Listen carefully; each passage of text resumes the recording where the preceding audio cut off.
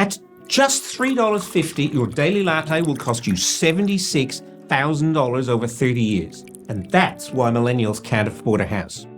Sounds plausible, right? Harmless money meme or dangerous money myth? Let's find out.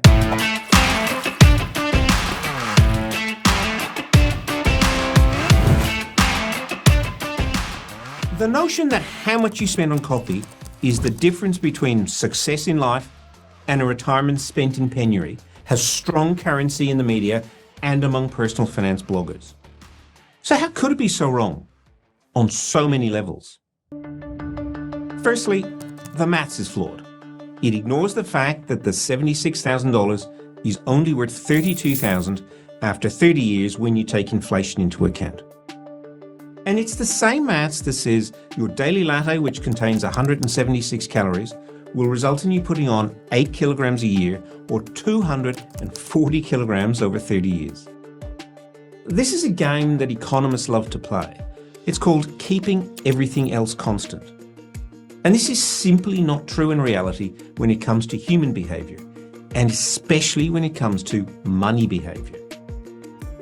The truth is that most people spend most of their money most of the time.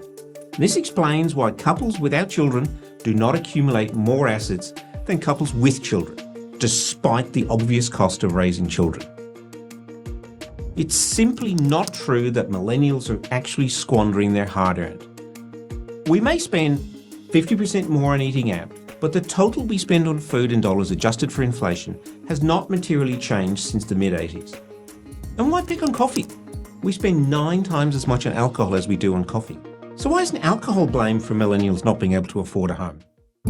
So why is this message such a problem? Isn't this just a harmless metaphor, a modern take on your grandmother's advice that you should look after the cents and the dollars will take care of themselves? Well, perhaps it is a metaphor and not intended to be taken literally. This money meme is not just harmless fun. It's leading to bad money management from many Australians. Firstly, it focuses the mind on cutting small, highly visible expenses, like your latte, rather than the big ones where you can actually make a real difference. The truth is that success with money is not the result of thousands of small decisions made well. It's a function of half a dozen decisions made with intention and consideration. Where you live, what you drive, how you prepare for the unexpected, how you provide for retirement, how you make a living, and who you marry.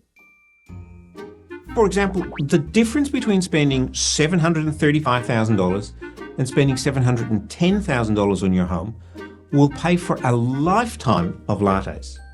And yet, when we go to inspect real estate, the agent is likely to say something like, "This will sell in the low 700s. This is agent code for 700 to 750,000. As if these were so close that it made no real difference. And importantly, it perpetuates the myth that you should divide your spending into needs and wants and focus on meeting the needs first. Another piece of grandmotherly money advice that no longer applies, because all spending fulfills some need. So what should you do instead? For many Australians, budgeting is not a rationing problem. It's an allocation and optimisation problem. And treating it as a rationing problem leads to the debt is evil, deprivation is good school of financial planning. Whereas the alternative leads to a life well lived. Now, some needs may be more immediate than others, the need for food, shelter and warmth, for example, while others may be less immediate but just as important to living a fulfilled life. The need for friendship, intimacy, trust and acceptance, the need to belong, the need for dignity and achievement, and the search for knowledge, meaning, beauty and balance in our lives. And many apparently ordinary actions can fulfill many of these simultaneously. For example, your morning latte obviously fulfills the need for nourishment, but it's rarely about the caffeine or the fluid. If it were, a Nescafe at home would be a perfect substitute for a piccolo at a hipster cafe. And clearly it's not. In fact, it might be the need to belong to the social group heading out from work mid-morning. It might be the need for the status or prestige of drinking the finest single source espresso. Or the need for the respect of the hipster barista for recognizing those burnt caramel notes in the roast of the day. Or maybe it's just the need for some me time. Whatever the need might be, there are usually many ways to meet it.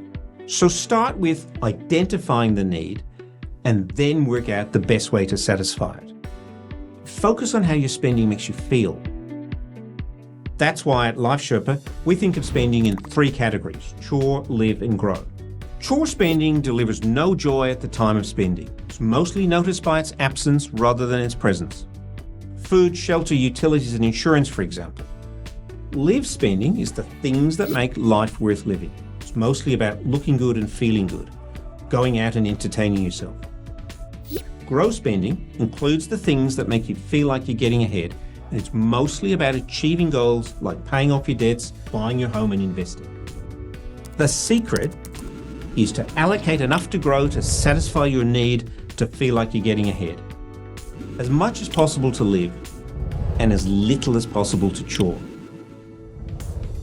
So get the 6 big decisions right, and just buy the damn latte.